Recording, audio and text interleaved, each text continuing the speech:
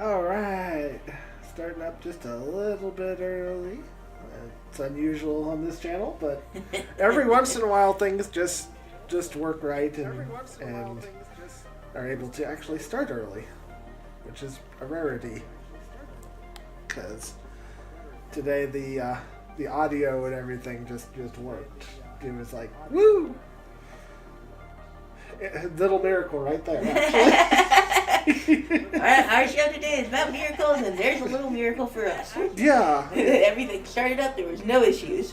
Yeah. Everything started up, there was no issues. Although it sounds like there might be an echo. Oh, I know why there's an echo. There, echo gone. Hey, Trainer Trina, how you doing today? Banana power. Hope you're doing well.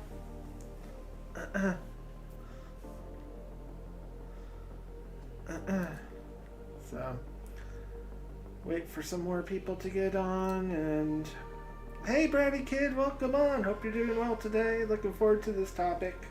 We've been working on this one since Monday, I think. I don't know. Some of the days run together. Fair enough. Yeah, so we've been working on it since Monday, getting prepped on it and everything else. It's going to be a fun topic. 8 people watching. So anyway, does anybody have any prayer requests? We'll give a few minutes here just to let people filter in before we start.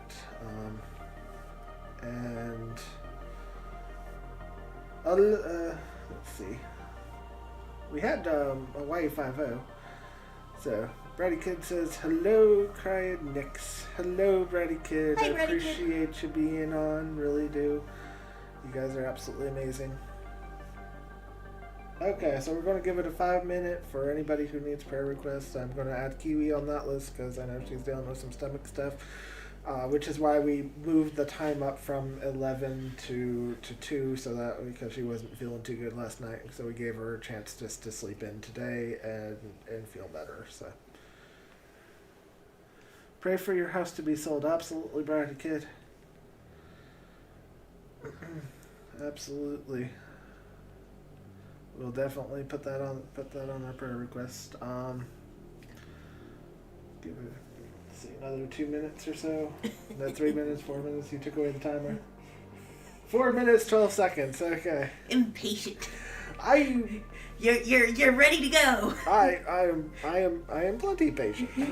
I just You like the topic and you want to go forth. For Grammy, Mom, Grammy, Mom, and Sam. All right, definitely we'll put them on the prayer list. Actually, if I can envelope here, and make it a pen so that way I can. You want a pen? Yeah.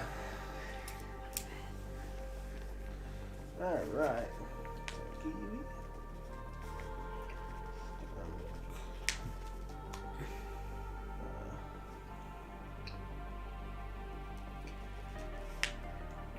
And prayer requests are for anyone. If you have something that you would like a prayer request for, if you have concerns or things that you just want a little extra help along with, we are always welcome to give prayer requests.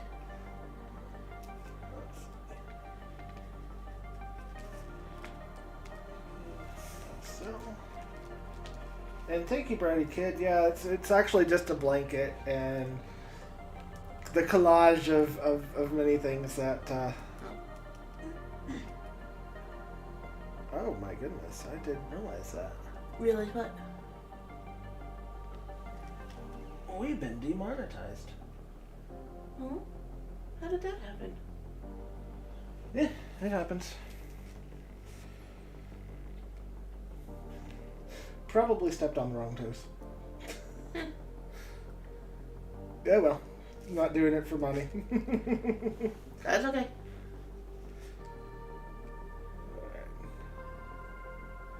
And Kiwi, George, and Book worked on the collage background. Yep. All the cardboard cutouts. It's all the things that usually get thrown away off of the Pokemon boxes and things, and like little wrappers and stuff. It's kind of interesting. It's really cool, yeah.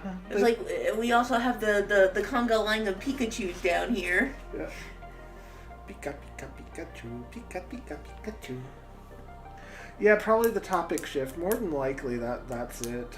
Unfortunately, when people start telling interesting information, you get cut. You get cut. That's okay.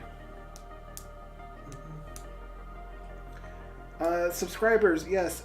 Subscribers are you can still subscribe to us, but it's memberships that have been cut off, Brady Kid. So I find that interesting. So anyway,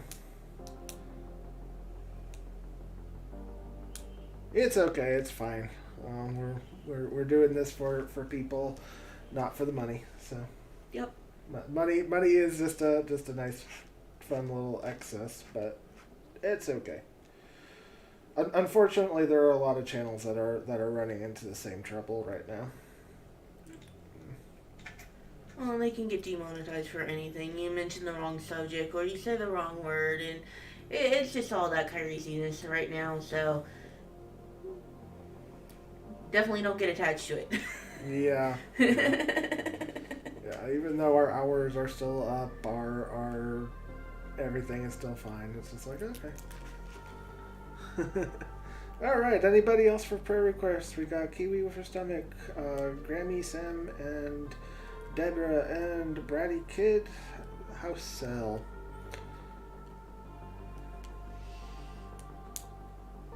Usually I feel good is on by now. Hopefully she's doing okay. I know she was looking forward to being on. Alright, there we go. Timer has gone. Alright. So. And just for reference, anytime that people come on and they need a prayer request, even if we've already said that, we're done for the moment, you can request a prayer at any time. Oh, 100%, guys. Prayer is one of the things that we can offer the most on here. Oh, she's got a new printer setting it up. Oh, okay, that explains it. New printers can be really annoying to set up sometimes. But yes, prayer requests are definitely 100%. Everybody is welcome to bring up a prayer request, and it doesn't matter what we're in the middle of. It'll be prayed for at that point. So, beginning prayer is a little bit different. We will wait for everything to get in the loop and have a chance for that because it's our opening. So, all right. So, Father in heaven, I come to you today, and I just thank you for this time that we have here today. I pray that you will open up understanding and wisdom to everybody who is part of this broadcast, and I just thank you for that time. I pray for Keely. She's got a lot of stomach issues going, Father. I just pray that you will work with that and heal her. I pray for Grammy. I just pray that you will give her a sense of peace, and I know that she's been feeling very lonely, and I pray that you'll just bring more people into her life so that way she can have more people, and anything else that I'm missing on that. Just thank you for that. I also pray for Sam and Deborah as they are going through some massive issues with health and trying to figure out what they need to do on their next steps. I just pray that you will put all the proper steps and everything in front of them, and that they will be able to have your guidance. And I pray for Bratty Kid that she will be able to sell her house and be able to move on in a wonderful way and wonderful new adventures in the new house that she has. Thank you for all this. In this name of your son, Yeshua, my Messiah, I pray, amen. Okay. Awesomeness. So today we will be talking about miracles. From the ordinary to the extraordinary. This is quite a topic, and a lot of absolutely amazing information to be had here. Let's see. Feel Good. Welcome in. Just got in listening mode. Awesome. Welcome, Feel Good. Glad that you made it. We just had our opening prayer. If you have any prayer requests, I am more than happy to pray for them, of course. All right.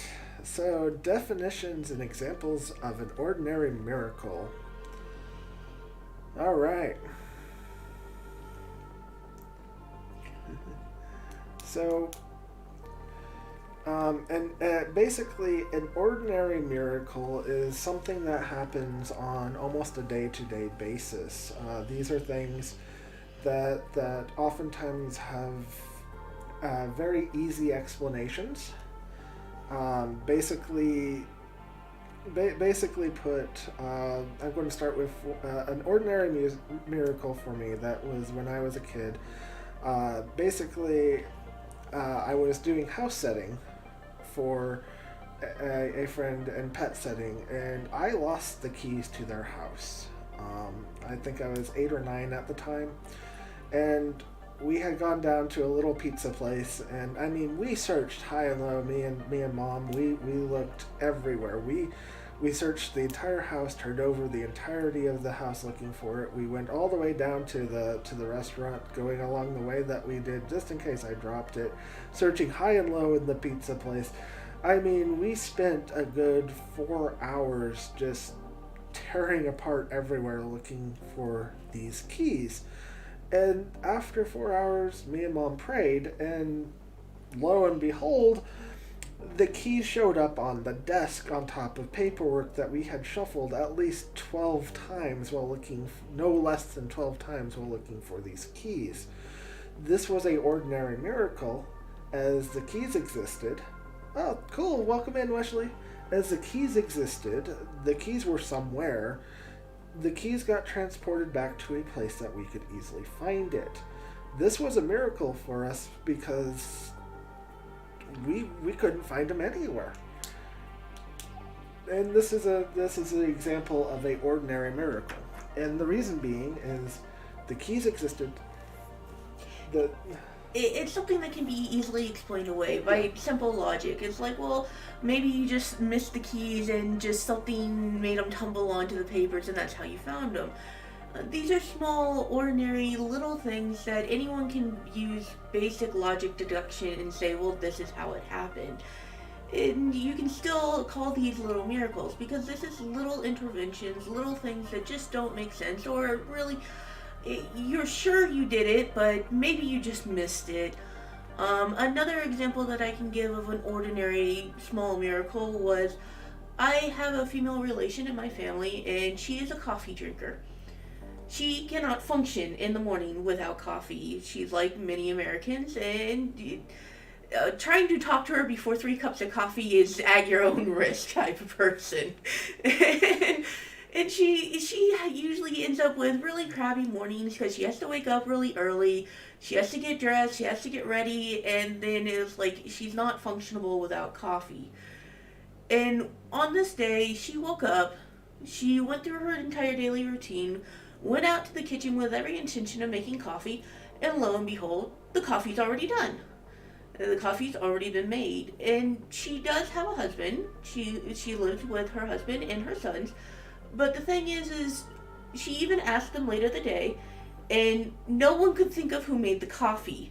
The coffee had been made already and prepared and was literally at the perfect temperature for her to drink when she came out to head out to work. And it's one of these small things that, could someone have made the coffee in the house? Absolutely. But for her, it was one of those little miracles because almost everyone in the house is asleep at the time period in which she wakes up to go to work.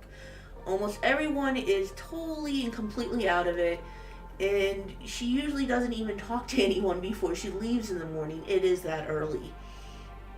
So for coffee to already be made for her, it's not a bad thing, it's a wonderful thing for her, and it made her day so much easier and so much nicer, and it made her easier and nicer to get along with other people later on in the day. It's one of those things of, it's just a small thing that was done, and rather her husband or one of her sons made the coffee before they passed out.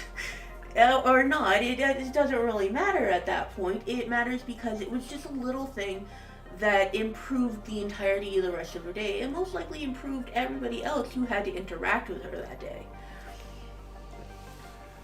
And so I feel good. It's not that it's not a miracle. It's just that if I go and when I tell the story, it has people have a way to look at it and say, well, did it really happen the way that you said it did? Is that really is that really a miracle? And the answer, hey Marcus Scraper, hey Dragonfly, welcome in guys. Hope you guys are having a great day.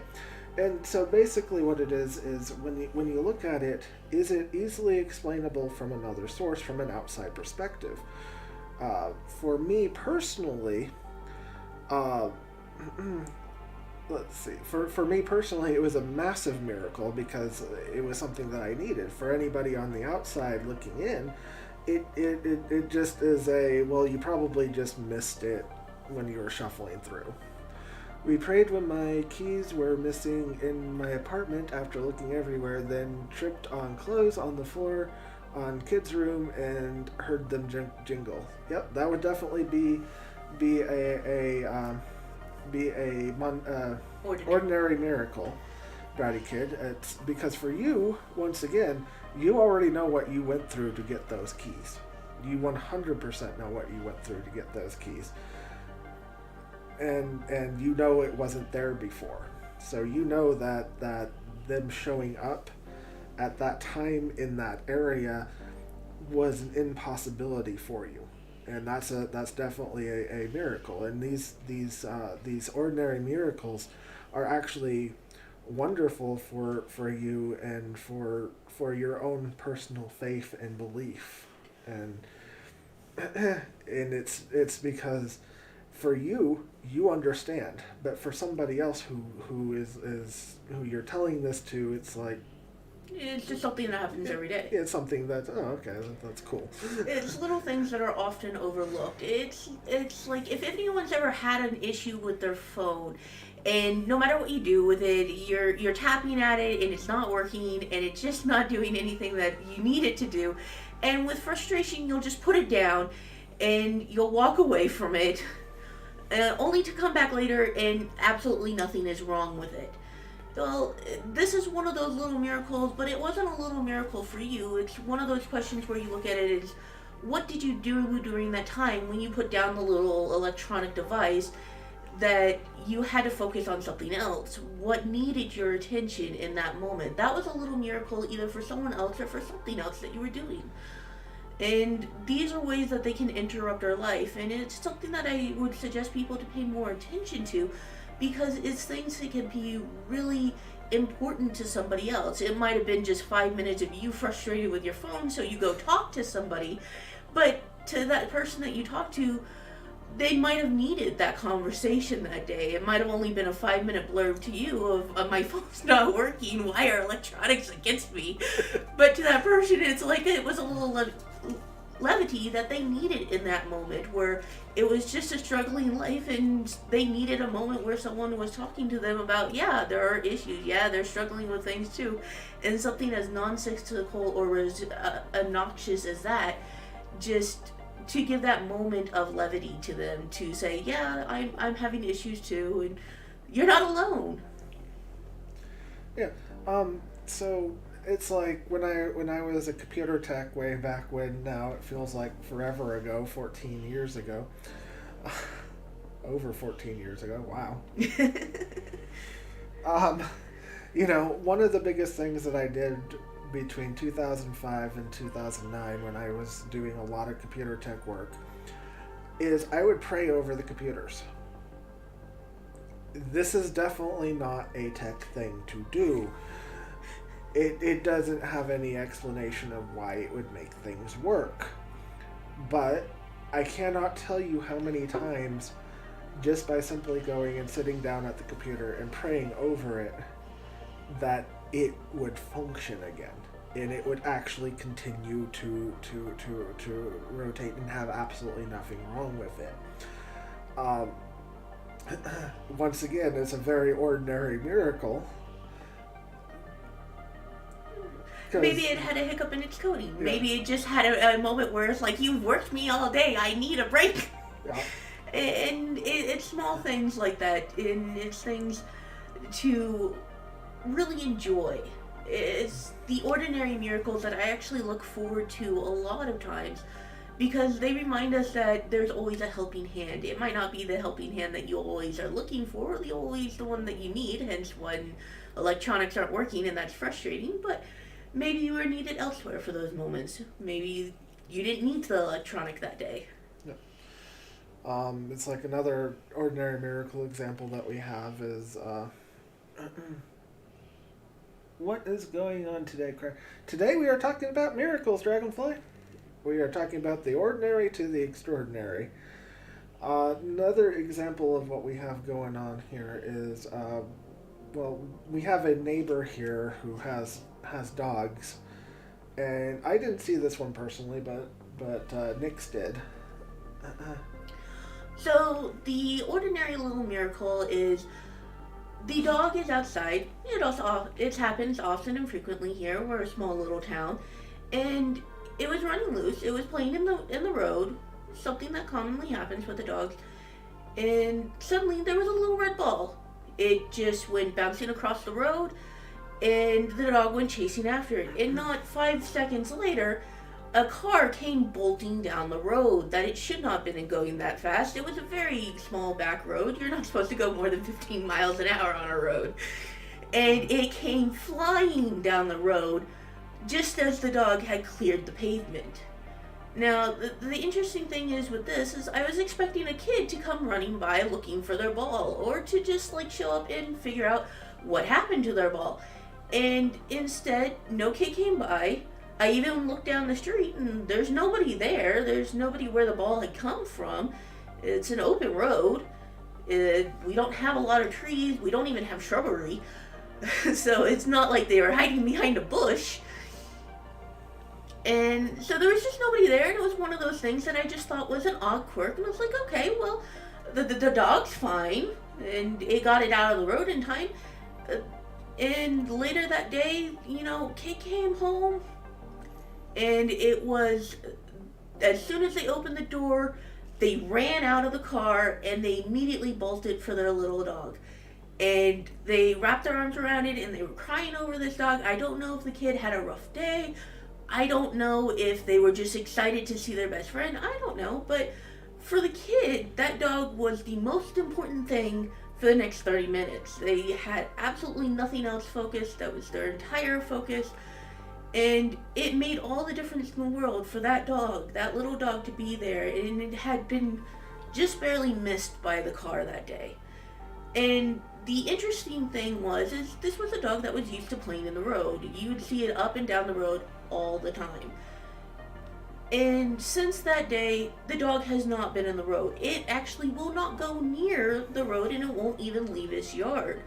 Did they get obedience rating for it? I don't think so. And the reason why is because you can still have the kid in the middle of the road who will call the dog out to play with them, and the dog will go to the very edge of their yard and won't leave it. Yeah, or their parents, the parents of the kid. They'll try calling the dog out. Okay, so what's going on? Let's see. Your wife is with him. Don is in the hospital. Oh. Okay. Is Don your son, Dragonfly? And do you have any more information for us, or is that all you would like to share right now, and we can do prayer for that right now? Aiden is okay. Aiden is in the hospital. All right.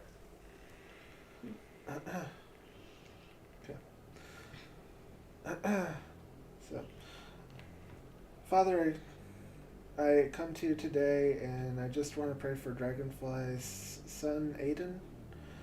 He's in the hospital, and I just pray that you will be there with the doctors and nurses, and that you will work through them and give comfort and peace to Dragonfly's entire family, and healing for his son. And I just pray that everything will work out in your best and your will, Father. And I thank you for that. In the name of your Son, Yeshua Messiah, I pray. Amen.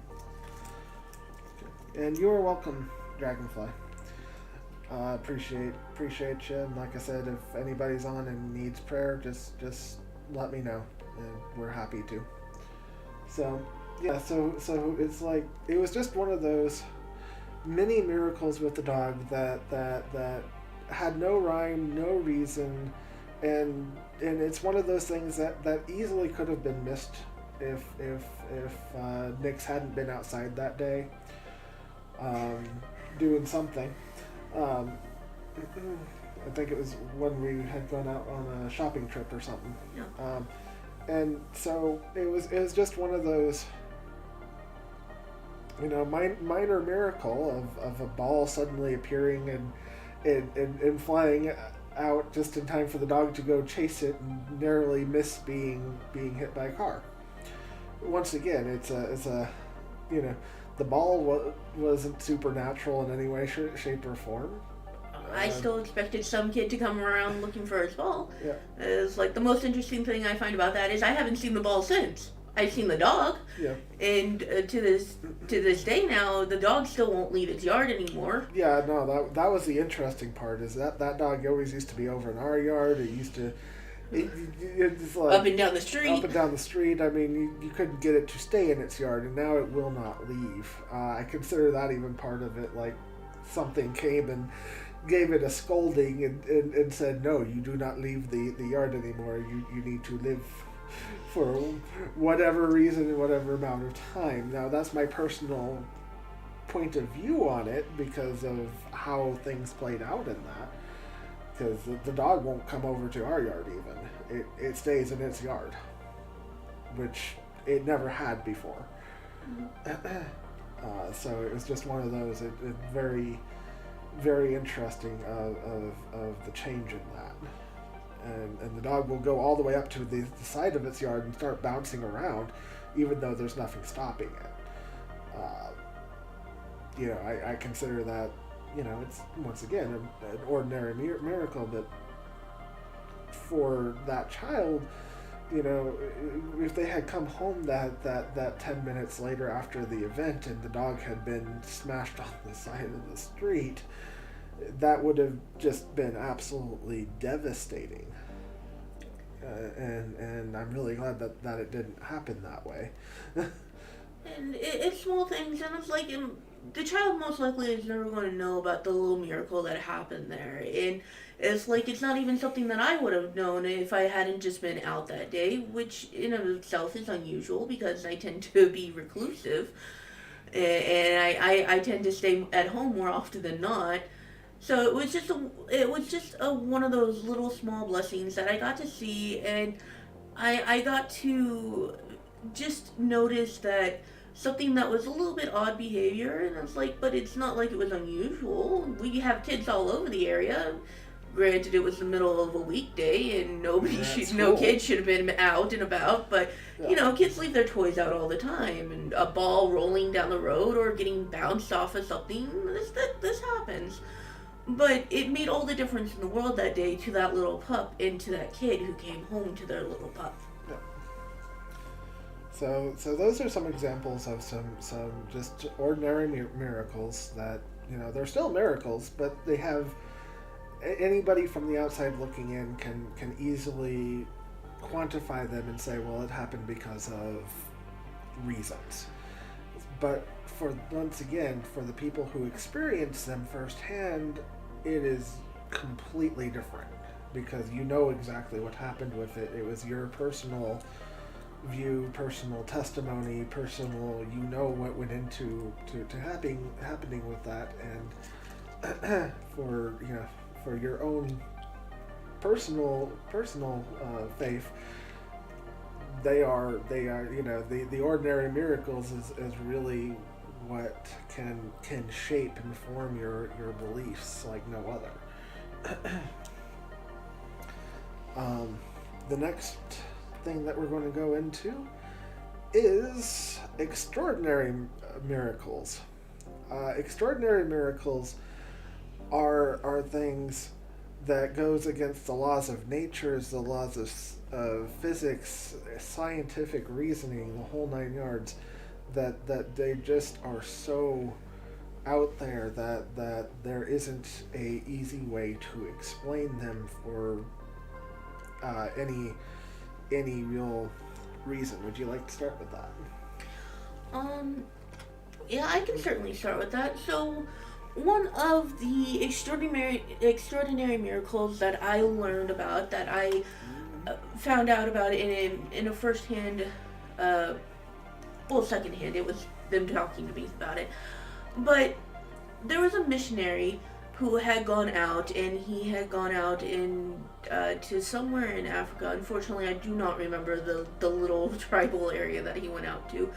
But it was out in pretty much the middle of nowhere, several hundred miles from the nearest actual named city, I think. And he went out there to perform service, and this is part of that. You go and you perform acts of service for encouraging people to look for the will of God, and to show that anyone can give acts of service, and to bring them a little bit closer to faith, or open them up to that faith. He most certainly was not welcomed in the little village that he had gone out there to, and they lived in a little domicile. They were sent there, and they were given only one minor warning, and that was to keep their feet covered at night. And, they didn't really think about it, and many people on the stage certainly wouldn't think about it, or why would they need to cover their feet at night? You're inside a little domicile. So it was forgotten, and when he was there, they had a rat issue, and the rats had eaten the bottoms and soles of his feet during the night. Beyond the factor that, he didn't wake up during this time, which was one of those interesting things, and they had basically chewed most of his feet to the bone. And there was even pictures of this, and it's one of those things of, even if I had the pictures, I wouldn't share it. It is a very gruesome sight. And they mocked him for this, because he was given the warning to keep his feet covered. And then they mocked him for his faith on this, because they believed that it was their God punishing him to try and bring in his faith into their community. And so they had demanded where his God was then, because they were trying to figure out how to tend to him, how to save his feet, if they should send him home. Now, when I say he was out in the middle of nowhere, I mean it would have taken 2 weeks for a vehicle to get out there to bring him back, to get to medical attention, or to even get medical supplies at that point. And so at that time he said, you know what, you're right. And he had them carry him back into the domicile that he was staying at. And it was one of those things, he couldn't walk during that time period. They had literally eaten the bottom of his feet, several points of where there was bone sticking out. And he was not expected to walk again. Nobody expected him to walk again. And he had called back to his church in the States to send out medical supplies for this, because he knew if he had this problem, that other people probably had this problem while they were out here. But during this 2-day period, where he languished away in bed in the little domicile, he couldn't walk, he couldn't move around, he had to be carried from anywhere that he was doing. He prayed, and he prayed hard, and he gave all of his faith into God, and he said if it was his time to go, then that was okay, because that was what God had asked of him. He never questioned his faith, but it did strengthen his belief in faith that he was needed there. And one of the interesting things is 2 days later, he walked out of that domicile. His feet were completely healed.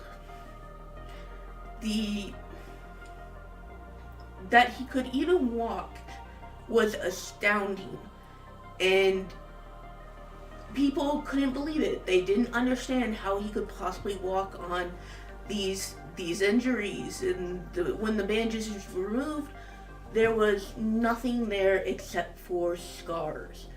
And his feet were scarred over, and you could tell that he had suffered a horrific injury. And he could walk. He continued his missionary work there. He spent years there, and people came for hundreds of miles to this little know-nothing village that didn't even have a name. It was a little tribal village in the backwoods in Africa. And people came for hundreds of miles just to see him, just to hear the story that he had and that other people had, and to see the evidence of what had occurred to him. And one of the reasons why I have such a personal investment in this was because he did eventually return to the States, and his missionary work was done for the time being. It was a 2-year period. When he came back to the States, he had gotten so used to not wearing shoes. It was the oddest thing for him to wear shoes anymore, because people kept asking to see his feet over there, to see the healing miracle that he had experienced. And yes, when he came to the States and he told his story, people again asked to see the miracle, and they saw the damages that had been done to his feet. As I said, there were pictures of this horrific event, and his feet still hold those scars. They are still very pronounced. You can tell exactly where he had been chewed at, and they're still there. It's not like they had healed and the scars vanished. He is still scarred to this day, and you can see and even touch them if you were polite and asked to do so. Me being a small child at the time, yes, I actually asked to do this, because small child, no boundaries. And it was one of those things that really was confirming, not for his faith was never in question. His faith was firm to begin with. It's one of the reasons why he had the opinion that if he was to end there, that would be fine, because that was what God had asked of him. Instead, what he did was he gave faith to others, and he affirmed and confirmed other faiths. He brought people to belief, people who had mocked him and who he could have easily just said, well, yes, there is my God, and walked away and left. And instead, he continued to perform his missionary work even among this little town, this little tribal area that had mocked his faith. And during that time period, he spent and he fixed a lot of the infestation that the rats had come from, handling how they handled their trash and how they handled their agriculture. So that way it was just a few small tweaks here and there, putting the domiciles together a little bit better so that way it's not hospitable to this infestation of rats anymore. And then rats moved on, and that's natural performance. And it's not like they were suddenly gone overnight. It's not like he vanished the rats. It took time to rebuild the village in such a way that it was better. In such a way that it was actually a thriving little village again. And it's one of those few and far between miracles that you can find and you can come across if you're willing to go and talk to people, if you're willing to listen to their stories and have it. It's like, do you have naysayers about that? Yes, absolutely. Are there people who say, well, of course it's not how it happened. If his feet had been that damaged, of course he couldn't walk anymore. Over in the States, they would have amputated, essentially. It would have been expected to amputate. I mean, once you can see bone at the bottom of your feet, you've gone through tendons. Yeah. The likelihood that you will ever walk again is pretty well non-existent. Yeah. And so people who are going to be naysayers, there's always just going to be naysayers. And he wasn't looking for anybody to believe or to see the miracles. He was there to perform missionary work. He was there to give service and to offer people to join faith and read and find their own faith. He had a medical healing miracle that occurred to him.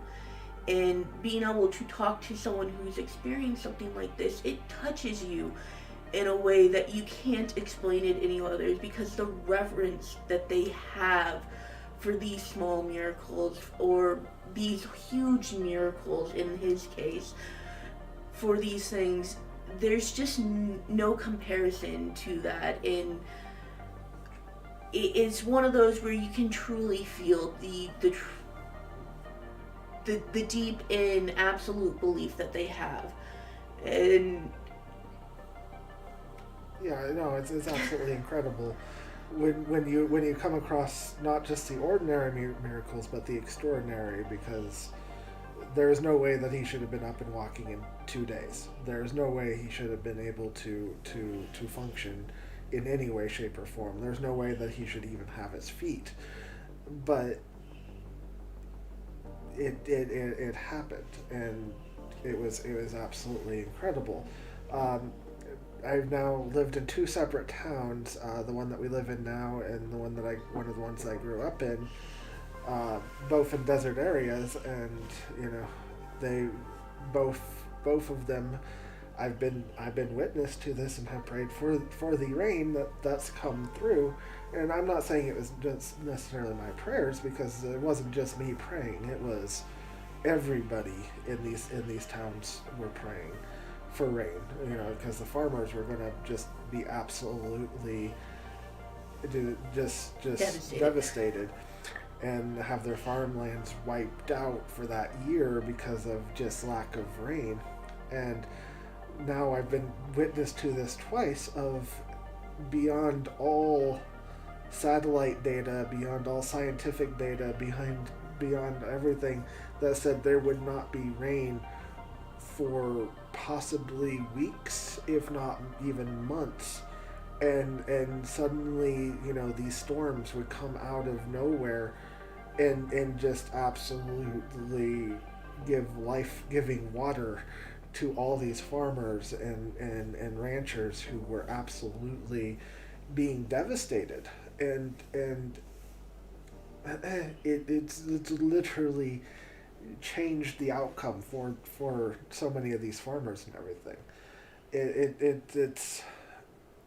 It went beyond any of the meteorologists' data saying, well, they might really need rain, but there is none out there to be had. And suddenly storms would arise from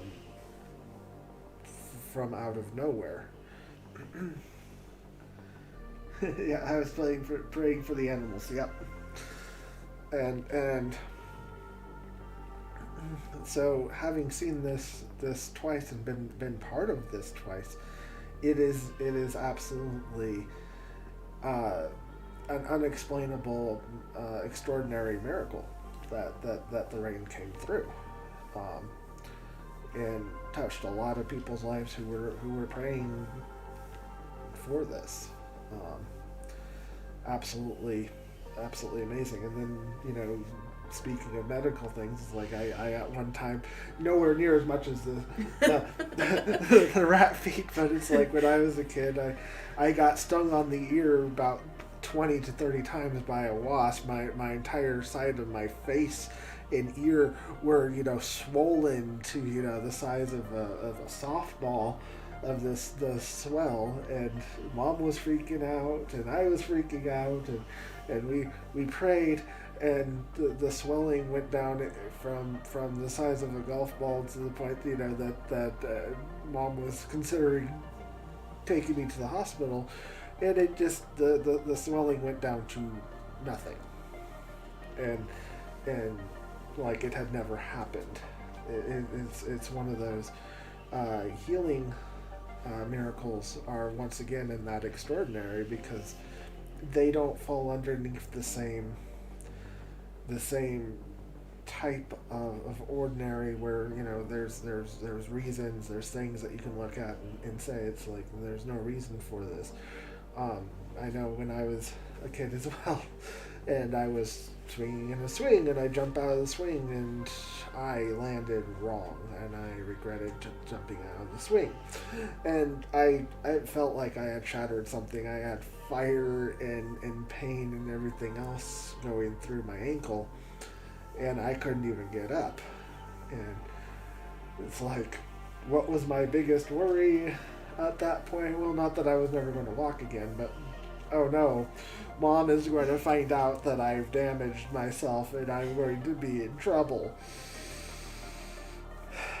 I prayed, and within about 5 minutes or so, the burning and mass pain went away, and I was able to get up, and I even resumed playing outside.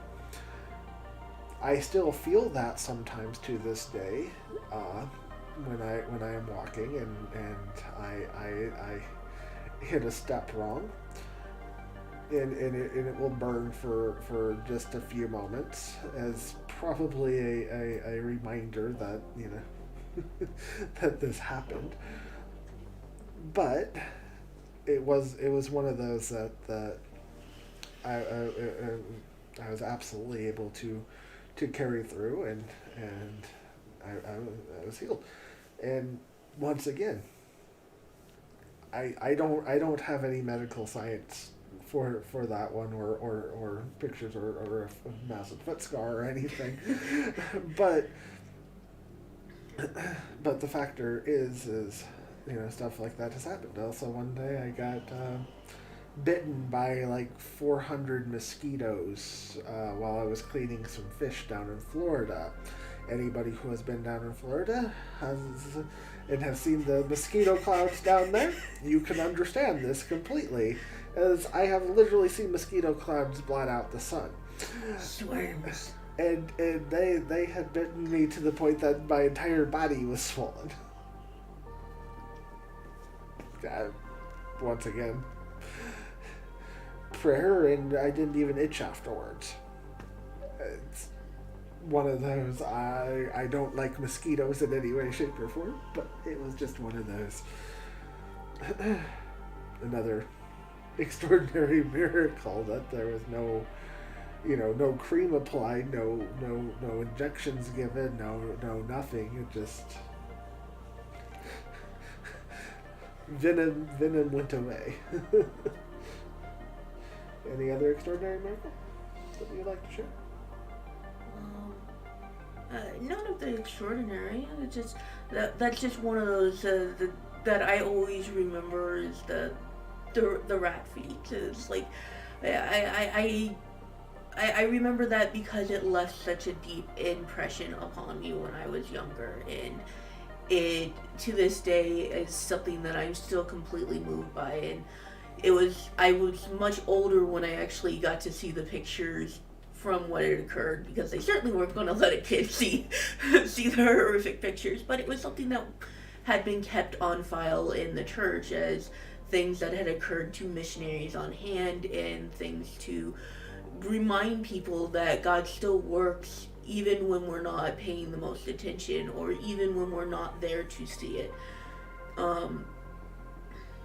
And it's one of those that it always has resonated really deeply with me, and the reverence that missionary had, and whenever he spoke about it, he always gave praise to God over this. He always stated that he was very firm in his belief, and that he gave thanks that God allowed him to continue to be his missionary and to continue to help.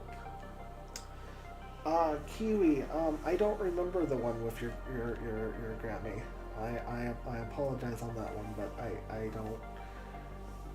don't honestly remember off the top of my head.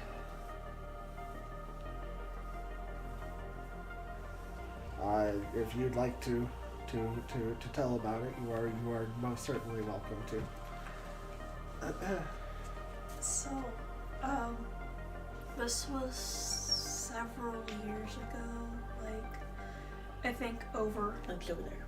Over 4-5-ish years ago, but health-wise, she really wasn't doing well. She had multiple bouts of pneumonia, and she was developing even more heart problems, and it was getting to a point to essentially where they were going to have to do several surgeries, and the likelihood that she would actually make it would be low.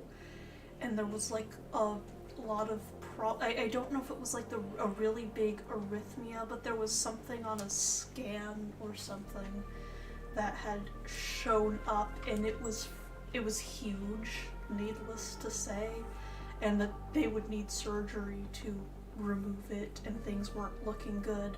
And then, like, the next time she went in for her appointment, to do a quick follow-up and prep for everything, they redid the scan to see if there had been any changes, as, you know, you would with that. And it was completely gone.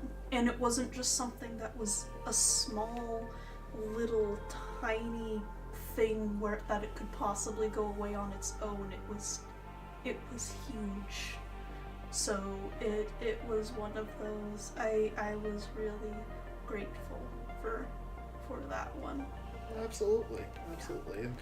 And these are things that happen often and frequently in medical field, that you find things that just are absolutely extraordinary like that often. And a doctor who can give you an honest talk about it will definitely say that there are things that happen constantly that we just cannot explain. At least that's what I found from the doctors that I've talked to. And you know, there's a lot of miracles out there that happen on a daily basis that are absolutely amazing, and you see a lot of people share them and everything. And these are extraordinary miracles that happen.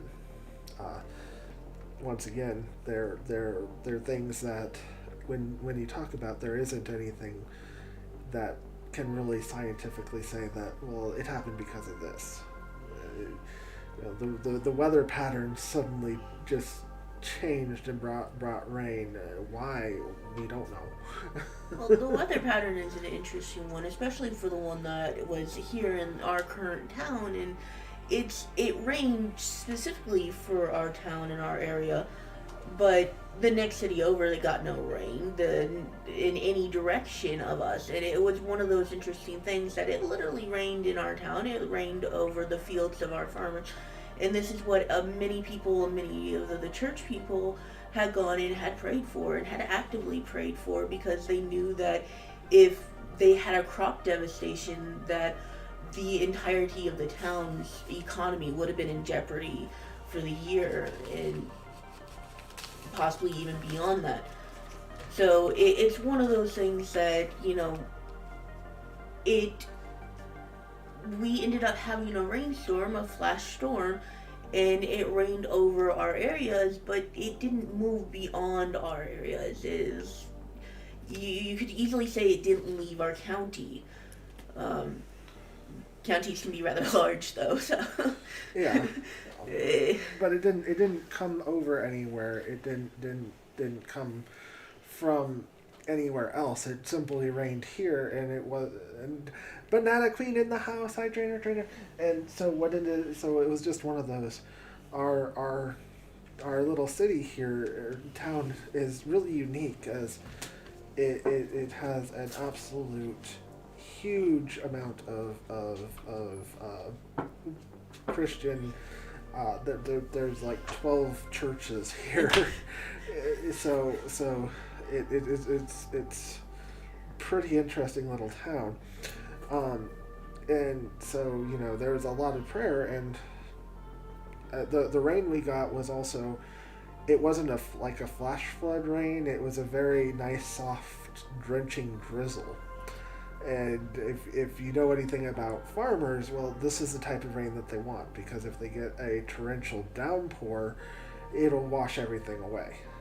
And especially on dry soil, it'll just devastate. But it was just this nice, slow downpour of drizzle that watered everything for, I think, what was it, 3 days? 3 or 4 days. and just watered everything, and you know, it was absolutely unusual. unusual. It was very unusual. And the other people are like, we don't know what to do with that because it didn't fit in any of the models. And it was literally the appropriate amount of rain that you would need for the crops, which is what people had been praying for. They were praying to keep the crops. They were praying to get enough rain to take care of the farms. And that's exactly what they had gotten.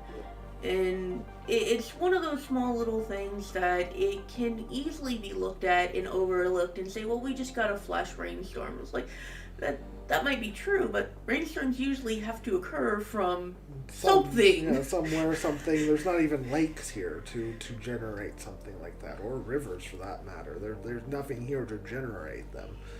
Desert country. Desert country. And so it's like we're not on a coastline where things can every once in a while come through. It's like we're in the middle of the plains of desert.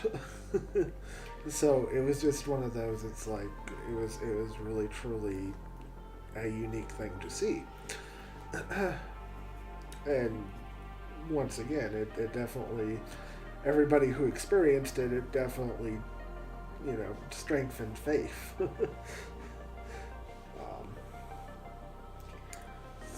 And I think that's one of the big differences between an ordinary miracle and an extraordinary miracle. An ordinary miracle is meant to strengthen your personal faith. It is meant for you to see and to witness and to strengthen your faith and your beliefs. An extraordinary miracle is more along the lines of something that is meant to bring others to faith, to give them belief, or to strengthen their beliefs in times of trial and tribulation. It is things that are there because they're needed in that moment. And it's also why I would look at that and say, it's like, if you have a flu, go to the doctor. Oh, absolutely, guys. This does not mean look for the extraordinary miracles when you are having health issues. Please go to a doctor. That's what they are there for. It's just one of those things that I just like to remind people. It's like, if you have the flu, if you have common ailments that have ordinary handles, like, don't pray for the fence to fix itself. Go get the tools and go fix the fence. Yeah. So one of my favorite stories is, you know, a hurricane was going through and mass flooding was starting, and somebody drove up to the guy's house who was praying for the storm to go away, and they offered him a ride out of town to get out of the way. He's like, no, I got it, I'm going to pray. And the guy's like, okay. So eventually the water came up to the porch, and the guy's like still praying and for help, and a boat comes by, and he says, nope, I'm still praying, and I'm not going to leave. And the boat says, okay, well, he says, I'll maybe come back for you. And some more time later goes by, and the house is now, the second story is up to the second story window. The guy's still praying, and the boat comes back and says, hey, I'm leaving the area now. Would you like a ride?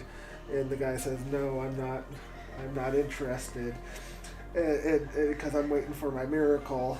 And the boat says, okay, I'm out. The guy's now sitting on the top of his house as the flood is ever higher, and he's praying more for a miracle and salvation, and a helicopter comes down, and the guy ignores the helicopter, and because he's waiting for that extraordinary miracle, and the guy drowns. Surprise, surprise. He goes up to heaven and he says, well, where was my extraordinary miracle? And the answer back is, I sent a car, 2 boats, and a helicopter to you. What more did you want? What more do you want?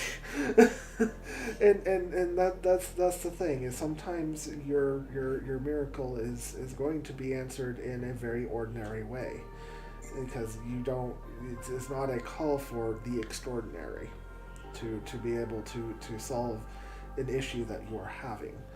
And so, doctors are there for a reason. They've studied and learned a lot. Doctors are good. Once again, Okay, our house flooded. I could either pray for a miracle never to have our house flood again, or we can do something about it so that way the house won't flood again. Well, doing something about it made it to where that the house won't flood again. Unless the entirety of the town is underwater.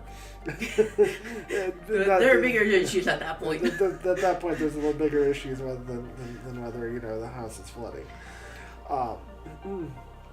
So it's just one of those. It's like when you pray, sometimes the ordinary is there. You don't always get blessed with what you want. Sometimes you get what you need. Absolutely, Wesley. And what you need is oftentimes much different than what you want. It just goes under that we don't have a good understanding of everything and everything that's in play. Now we'll be right back. All right. I'm going to get a refill on TV.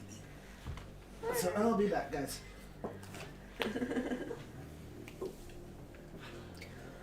So, while Cry is away handling their dry mouth. So I would just like if anybody has ever experienced either ordinary or extraordinary miracles, or if they know of ones that have just influenced and touched their life, if you want to spend a moment and type it in and share it with us if you feel comfortable with that or not. You don't have to if you don't feel comfortable with sharing with us, but if you would take that moment and consider just sharing one of those miracles, either ordinary or extraordinary, and I find both to be immensely important.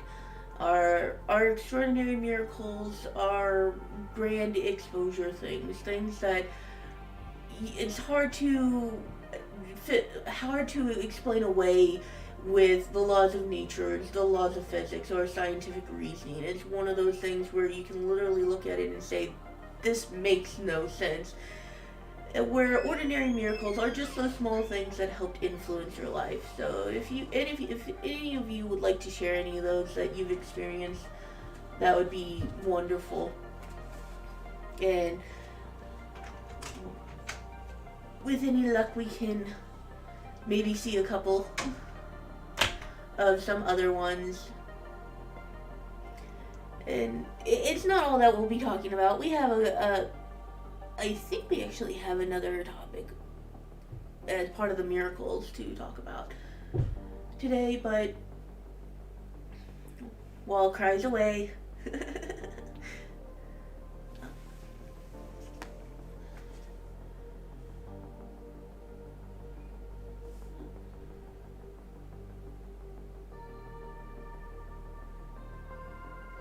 oh wow. Oh, well, I'm very glad that you are here with us still, Feel Good. And that's another one that I would definitely consider one of those medical healing miracles, is a person who has been certified for... Would you like a refill? Yes, please. Someone who's been certified where they were planning to let people know that they had passed on, and their heart starts back up, or suddenly they sit up, and that's an incredible thing, Feel Good, and I hope you take another moment today and just pray on it, and well, then it was a changing moment for you. I would definitely say that it would have been a changing moment. I would think it would be, that it would definitely...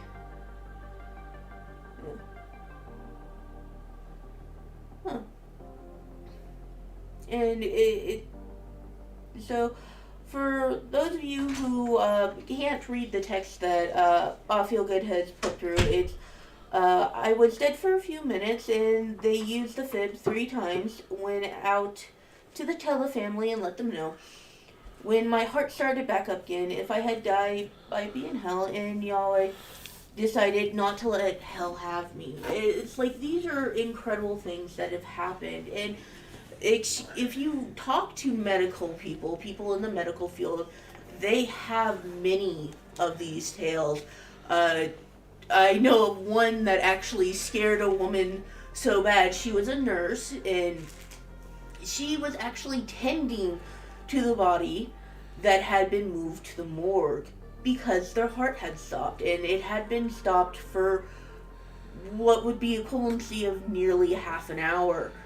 And it was absolutely no possibility of restarting. The person was gone, and it was official, so it had been moved to the morgue. And when she went to put them in the freezer, they sat up. It scared the ever-living daylights out of her. She ran out of the hospital screaming, and she refused to ever come back to it, and immediately went to church the next day and asked for prayer because she thought she was under attack. It was one of those things that she had been doing some very questionable things in her life, and it was one of those things that it scared her straight. Now, the interesting thing is that the person who sat up said they had the most incredible experience while they were asleep. They didn't know that they had technically been called and assigned dead for 30 minutes. And when they were told that, your heart had stopped, you were brain dead for 30 minutes, they're like, oh, I just had the most lovely dream. I got to speak with the light.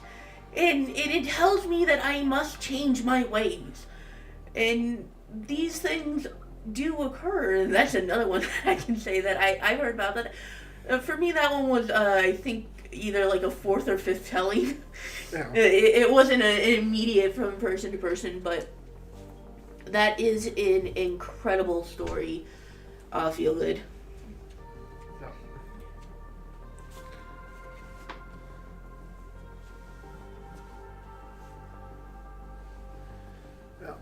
So yeah, absolutely, I feel good. So yeah, those are extraordinary miracles where you come back from the dead, and it and a lot of people do have experiences during that will oftentimes change the way that they are afterwards, because they get glimpses on the other side of what they're headed towards or what's happening. Sometimes they get told that they have to go back for now because their time isn't up yet, or they still have work to do. And so yeah, it's absolutely. Months later, a fire came into my room, a fire that doesn't burn. Yep. The Shanina Glory, I believe, is what that is called. And I probably butchered the name of it, but it's basically considered to be the light of Yahweh, or the light from heaven. It's pretty amazing.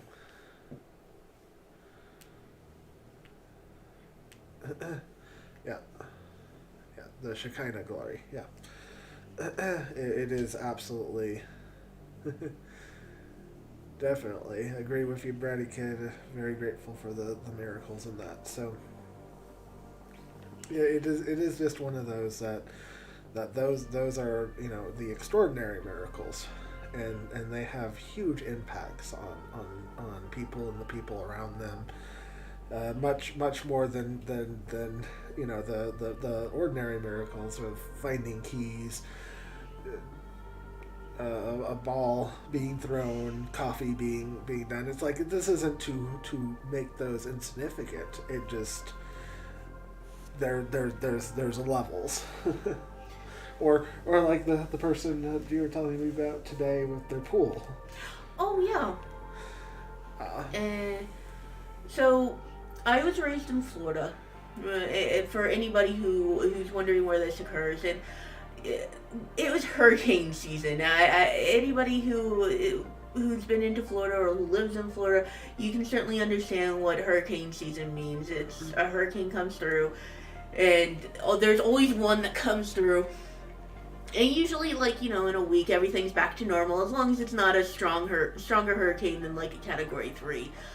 But, so I lived on a street that my home that I was raised in was on a high rise, and our next door neighbor on the right side was in a crevice. They were literally in the low rise between both sides of the road. So literally, water would divert down their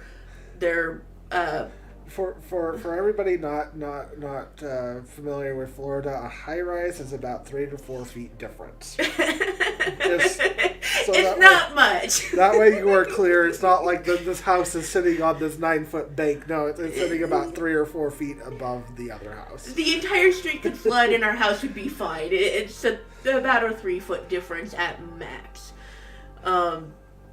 But unfortunately, our next door neighbor on the right side was in a low crevice, and it was on the low side for both sides of the road. So when it flooded, the water would run directly down the driveway into the garage, and if it was a bad flood, it would run all the way into their house. The first owners that had this place had actually left the house and had sold it for this very reason. Unfortunately, they didn't tell the new owners who bought the place, who moved in. And they found out that, their garage had flooded with just an average everyday rainstorm that comes through on Florida. And it had caused thousands of dollars of damage to their garage. And one of the miracles that came with this was there was a hurricane coming. So everybody is doing hurricane prep. Everybody's getting ready for this. And unfortunately for our brand new neighbors, they were suddenly aware of a much bigger problem because if their garage floods just on a normal rainstorm, when the hurricane comes through, they'll be lucky if it doesn't flood the entire house out the windows. What they did have, however, was an in-ground pool in the backyard. Now, it was one of those things that not everybody, lots of people had different pools, and in-ground pools work really well. So, they had actually had a crack in their in-ground pool, and it had drained out all the water. And then the hurricane came through. They had put up sandbags, and you could even see the next morning where the water had lapped over the side of the sandbags and had even tried to get into the garage and into the rest of their house. And it, by all means, should have flooded their house completely. And instead, it had run down the waterway and into their empty pool. And after the hurricane left, it had drained out again. Now, this sounds normal, and it's not anything extreme. Pools end up with cracks all the time. This happens. What was interesting is it's like, so I had asked them how everything was afterwards, and I was curious if their house was okay because I knew that this house had this problem. And what they told me was it was the strangest thing. Their pool had a crack in the foundation of it, and it had drained out all the water. Well, they figured they would just fix it after the hurricane. There's no point in trying to fix the pool before the hurricane comes through, when it might send debris and crush the side of the wall, and then that will have to be fixed too. And all the water had leaked out from the hurricane. When they went to go in and repair the pool, there wasn't any crack. And for them, it was the strangest thing. It's like, the entire pool filled up and it drained away, and we figured we would just repair it after everything calmed down, and a week later, everything was pretty much back to normal. We were hiring a pool technician to come in and find the crack, to seal it up, to fix our pool, and it's like, the pool technician came out. There's nothing wrong with the pool. There's no crack. There's no break in the sediment. There is nothing wrong with their pool. Their pool had just inexplicably drained. And when they filled it back up with water, again, the pool was fine. There was nothing wrong with it. And so they were left with the question that it's the strangest thing. We don't know what happened. We just, the pool we thought had a crack, and it was fine. There was nothing wrong with it. I asked her if she had drained the pool, and she asked me if I had drained the pool, and both of us were looking at each other going, no. And for them, it was just an unusual occurrence, but for me, when I was looking at it, I look at that and I say that was a minor miracle. Because if their house had flooded during that time period, they wouldn't have been able to keep it. They were already in financial issues just from the one flooding that happened to their garage. So it was one of those things that it made all the difference in the world to them, and they just saw it as happenstance, and I saw that as God working in His way to ensure that they had a little bit easier time and something less to deal with later. Yeah. Once again, a kind of an ordinary miracle, but it made every single difference in the world to them.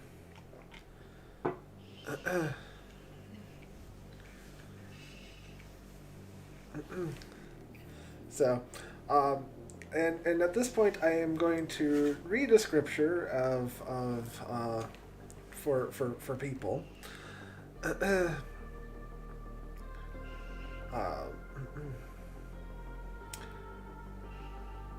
The devil took him up into the set apart city, set him up on the edge of the set apart place, and said to him, "If you are the son of Elohim, throw yourself down, for it is written, He shall command His messengers concerning you, and in their hands they shall bear you up, so that you do not dash your foot against the stone."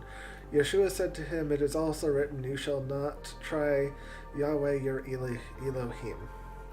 And the reason why I read this is because this is Yeshua talking to the devil when he was going through all the temptations and everything, and him basically saying, don't tempt it. Don't put yourself into a space where you need this to happen for you just because. And this is the example of what's being set forth as we move into the next topic of intervention miracles. This is one of those of don't try to command a miracle of God. Yeah. Don't put it in a place where you need one to happen for you because you decided that you want the extraordinary or an intervention miracle in your life. Once again, this goes with the guy with the helicopter, 2 boats, and a car. Because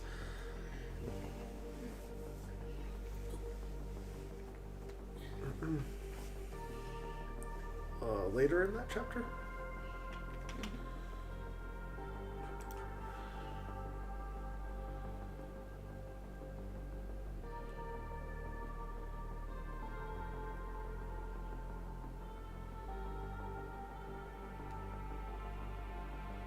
Oh, he says because he has known my name.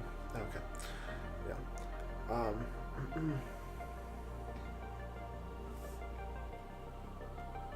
Yeah, Psalm 91. Yeah. It's just one of those. I look at this, and this is the example that was put on by Yeshua of stuff. Let's see. Ken X, what are the extensive impact of the esoteric that create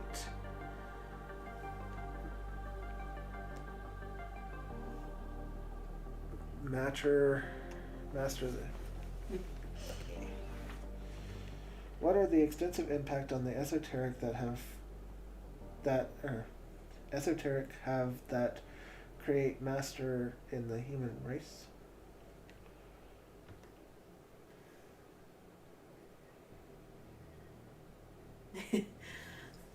I'm sorry, Kinex. I think I'm going to need you to reword that question or to better explain what you're asking, as we're currently talking about miracles. Yeah.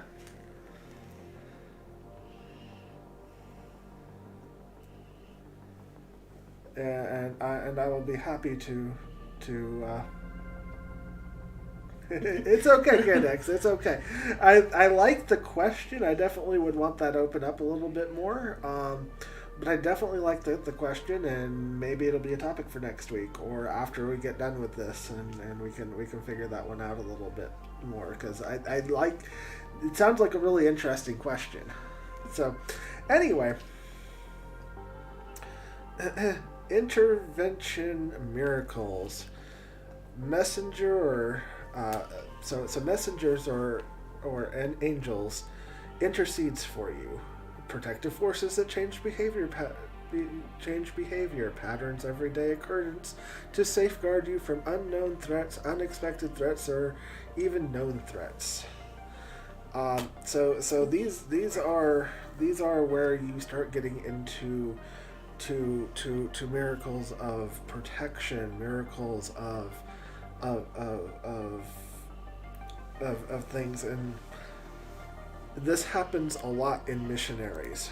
I mean, a whole lot in missionaries, where they go into places and, suddenly angels appear around them, 12-foot guardians that won't allow anybody to touch them or hurt them.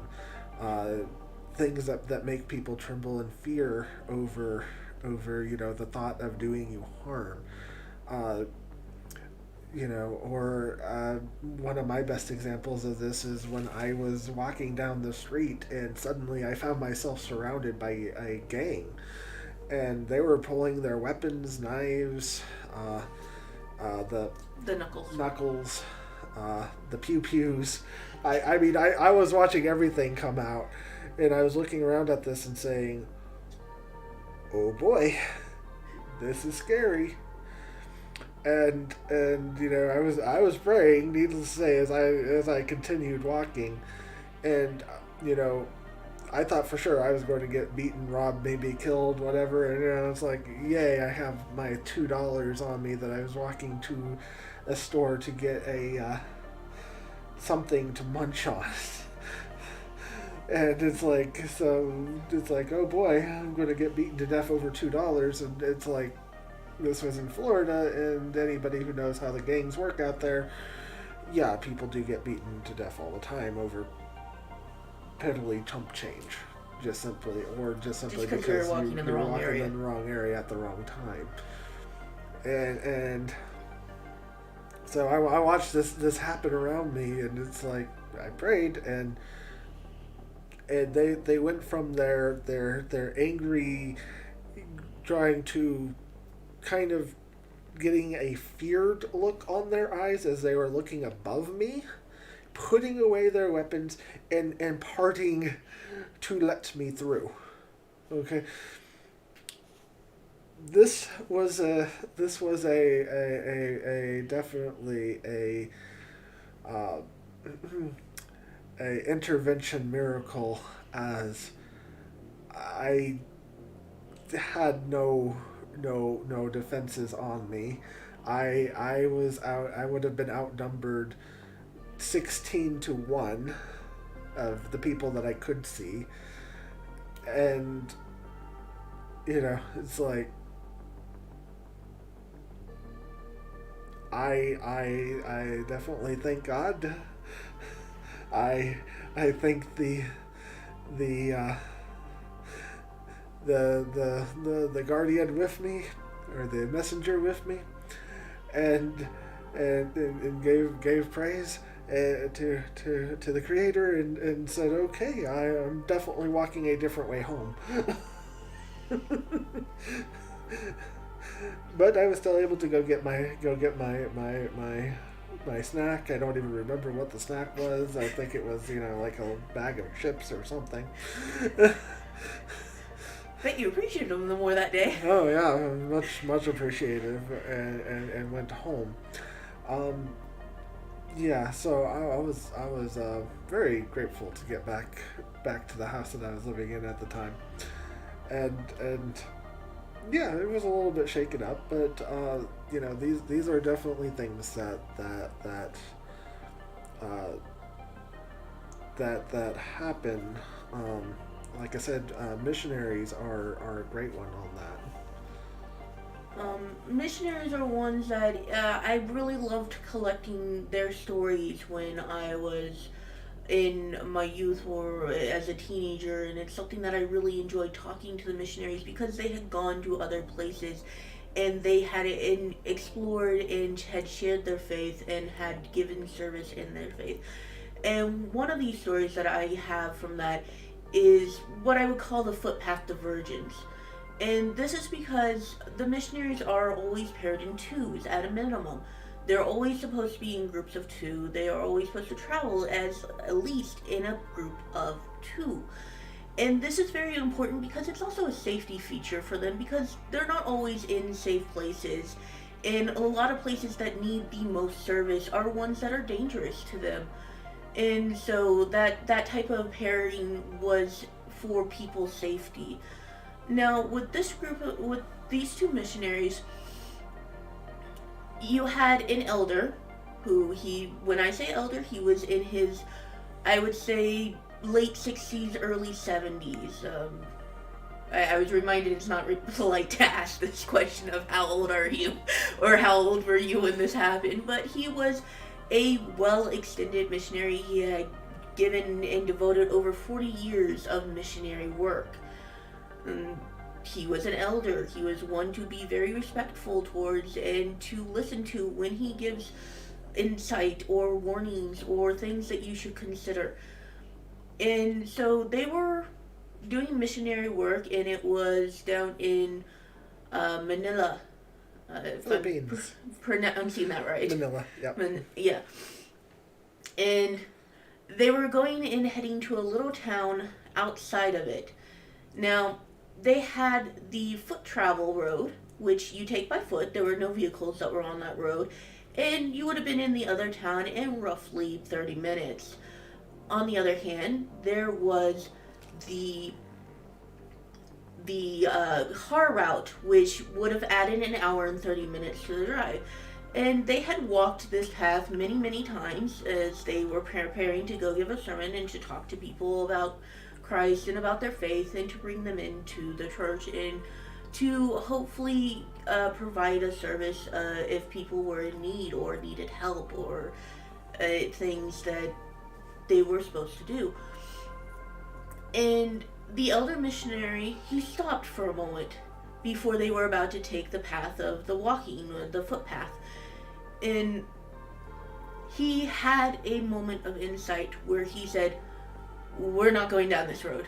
Because something in him told him to stop immediately and not to traverse the footpath.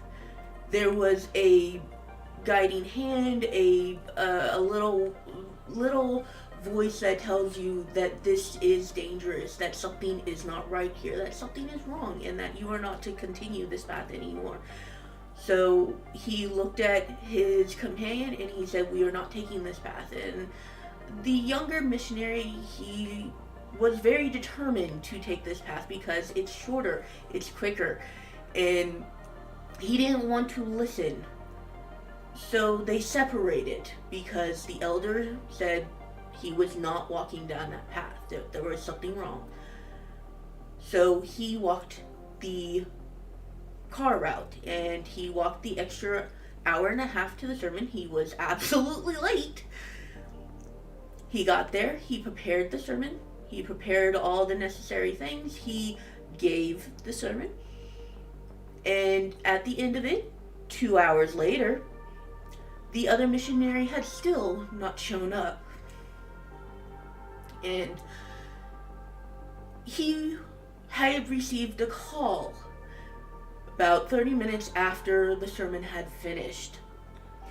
And it was a hospital calling, stating that a man had been found and he was unconscious and in the hospital, and they didn't know who he was. He was unconscious and he had been beaten to the very edge of life. And the elder missionary was wondering why they had called him. It's like, because the only thing that he had left on him beyond a pair of shorts was his card. A card identification of his name and a number to call him to talk to him. And they actually had assumed that the man that had been left was him. And they were calling the number hoping to actually get a hold of anyone who knew who the man was, or anyone who knew how to get in contact of someone to come and get him. He was unconscious, and the young man, and he's like, no, that's me. I can come, I can look at it. They didn't know who the man was now because the person that they had called was the person's name on the card. And so he showed up at the hospital, and it was the young missionary man who had taken the foot bath and had actually been ambushed and attacked. And that young man spent 4 months in a coma. And the elder continued his missionary work. He would stop by the hospital every single day and pray for that young man's life. And one of the things that he was reminded of was that if he had gone down that footpath with the young man, he would not have survived what the young man has managed to do. And when the young man was awoken, he didn't remember being attacked. He didn't remember anything that had happened. He had no memories of the assault. What he did remember was the elder missionary telling him that they couldn't go down that path. That there was something wrong and they were not to go down that path. And the elder missionary was the first person he got to see. And when he woke up, he looked at him and he said, "You were right. I'm sorry." And it was a moment of deep consulting for him. And it's one of these stories that both men have extreme belief and extreme faith. And even the young man who said, "I did not listen to the little voice, and I should have listened to you because I was not listening to the voice that had warned me. I had felt it too, and I decided to ignore it. And I paid for it." And that is something that could have easily broken his faith. That is something that can easily break anyone's faith. And instead, he looked at it and he said, "I learned my lesson and I will not repeat it." So yeah, you get stuff like that, and I'll have a couple more in a moment here. Ken X asks, can a miracle be considered a cure? So Ken X, that is definitely a loaded question, and the answer to this is sometimes, Ken X, sometimes. So what you end up with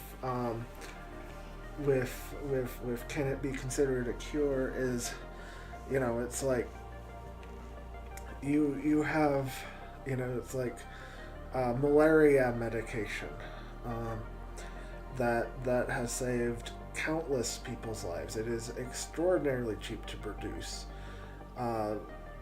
However, it doesn't get into the areas where it most oftentimes is needed.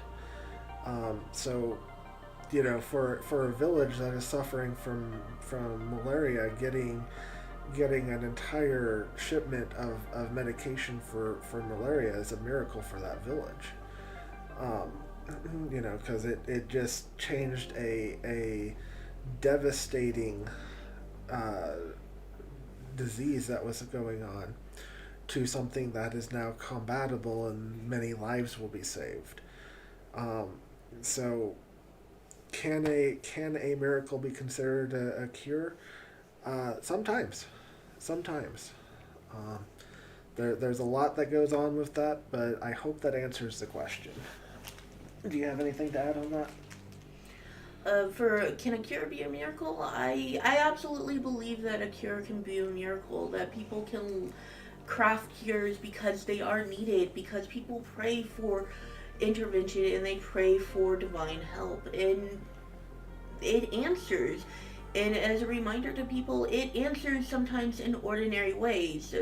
It's not that they didn't work for this answer. It's not that they didn't develop this cure out of nothing and it just appeared out of thin air. It's that someone worked for this and someone did this. And sometimes it's interesting to see miracles that appear even from people who are non-believers.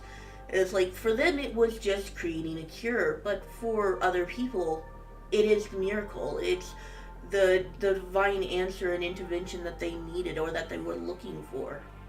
So I can absolutely agree that cures can be miracles. Yeah. Let's see. In life flight during a bad storm, flight crew in Portland worried about us landing, but the sky opened up over the tarmac and the landing in a circle of sunshine. Pilots and ground crew were astonished. Yeah, unfortunately, I don't remember that one very well because I was the one that was being life flighted in that, and I was not doing well. So usually if you're having a life flight, there's something not right there. yeah, so thank you for sharing that one because I honestly I was out of it. I still have the little panda bear, I believe, somewhere for the life flight team. It was yeah, basically put. Usually they do helicopters, but unfortunately due to the inclement weather, they actually sent out a plane. Or what about a curse? So, yes, absolutely can access. Sometimes those, some of those medications that they put out there can definitely be bad. Before you have anything injected into you guys, I recommend you do all the reading and research yourself. Don't take anybody's word for it. Just do some research. So that way, just be careful. Let's see. ABC, NBC, CNN story. 3 heart surgeons watched an infant's heart be restored during surgery. They said they were a witness to a miracle. Absolutely, 100%. Once again, in the medical fields, they watch stuff happen all the time that is completely that just leaves them baffled because there's no other explanation than pretty well divine intervention. I think people in the medical field are often blessed with seeing and witnessing a lot more of the healing miracles, ones that change many lives because things can happen, and even in the middle of a surgery, you make one mistake and you've lost your patient just because you moved a little bit too far, a couple centimeters to the right when you were supposed to go left. And they don't have an explanation for how they saved the people on the table. It's just one of those. Everything worked out perfectly and better than they even had hoped. It had happened. Sometimes they do watch things happen that is unexplainable to them in any way, shape, or form because it's like, well, it just fused together. The person is walking again, so on and so forth. Another one of divine intervention, my uncle Raymond, absolutely amazing person. He told me stories about some interventions that he had. His first day in Africa, he went up and started preaching the gospel. A person came up with a machete and held it to his throat, saying, "I'm going to cut your throat, cut your head off, and you're going to die here over this if you keep on preaching." He preached for 4 hours, just continuing going on and on with this guy holding this machete, saying, "I'm going to kill you." And after 4 hours, the guy started shaking and dropped the machete and ran off into the bush. And divine intervention? Absolutely. And what did Raymond have to say about that? After all is said and done, he's like, well, the guy just had a gardening tool. It's just a 3-foot long machete, who he cuts through the jungle often and frequently, with it, and understands how to it's just a gardening tool. It's Uncle Raymond. And then he was in his 70s, I think, 70s or 80s. I'll feel good if I'm right on this one. He's going through the jungle. He's going on a transport at night, and the jeepney stops and drops him off in the middle of nowhere, it says, well, this is as far as I take you, and drove off without him. And Raymond's like, well, what? Why? So he continues walking down the road, and a group, another car starts driving up, and he notices that they're loaded with machine guns and everything else. And Raymond plays hide and seek with them for 6 hours in a banana patch. With I think he said 10 people who wanted to kill him, and had hired and had paid off the jitney to drop him off in a place that they would be able to ambush him. And he played hide and seek with them for 4 to 6 hours in a of them trying to kill him. And they finally give up, trying to hunt down this 80-year-old guy. and then he hikes 14 miles to the church, pulls up the boards off the ground that people were sitting on, lays down on him, and says, "What does he have to say about this? They need to have better pews, so that way when I sleep here again, I won't be on a board between two stones." Absolutely, absolutely a miracle.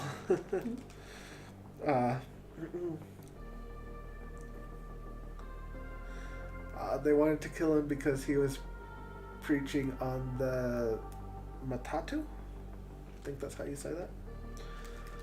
Yeah. Yeah. He got off the Matatu to get the bicycle taxi, and the bad guys on the Matatu paid the guy to desert him. Yeah. I feel that there can be issues when there are more of them. Let's see. More of the many. And passively is an important ideology in some of the more popular religions. I feel that there can be issues when there are more of the many. Passively is an important ideology, some of the more popular religions. Okay, so yeah, so I think what you're saying there, Ken, there are many different ways that religions view medical stuff. There are some that are extremely against anything medical, such as surgeries, blood transfusion, so on and so forth. And unfortunately, you get huge, wide divergences. And so, you have some people that are 100% against the doctors and everything, and you have some people that are 100% for. And the way I view it is, well, sometimes you need a doctor. If you have a broken bone, a splint is a good thing, or a cast is a good thing. It's like now bones can be healed 100%, but once again, sometimes if there's an ordinary solution for something that you're going through, your finger got pushed back too far and is now having some issues, a doctor can pop it back into place type of thing. It's just one of those. It's okay to seek help from doctors, psychologists, anything that you need to put out there for that you need help from. And even encouraged. Yeah. It's one of those, don't demand a miracle, especially if it's not needed. If you already have flu medication, don't ask God to make all the flu go away. You're asking for a miracle when there's clearly a way to handle it on the ordinary. Yeah. It's one of those things of you don't tempt or you don't make demands of the Creator. Yeah. But that doesn't mean that don't pray for help. It's okay to. It's okay to pray for help. It's okay to pray for salvation. It's don't make demands, especially if they're not needed. Once again, it goes back to the guy, a car, 2 boats, and a helicopter came to you. It provided all the ways, but you decided not to Not to take. them. So, but yeah, my Uncle Raymond was absolutely incredible of the stories that he told, and I got to listen to firsthand. You know, he was over in Africa for I think almost 50 years, and just absolutely pioneered things over there that was absolutely incredible. Yeah, Yeshua always says to the people he healed, "Your faith and beliefs has made you well." Yeah, well, absolutely. And oftentimes when you see those healings that were done, you know, they had been a lot of them have been going to doctors for years that they were able to do nothing for. The woman with the blood condition, you know, she was healed. The man who was born blind, and you know, he basically made clay, put it in his eyes, and regenerated his eyes. You know, it's one of those. These are things that went well beyond the ordinary.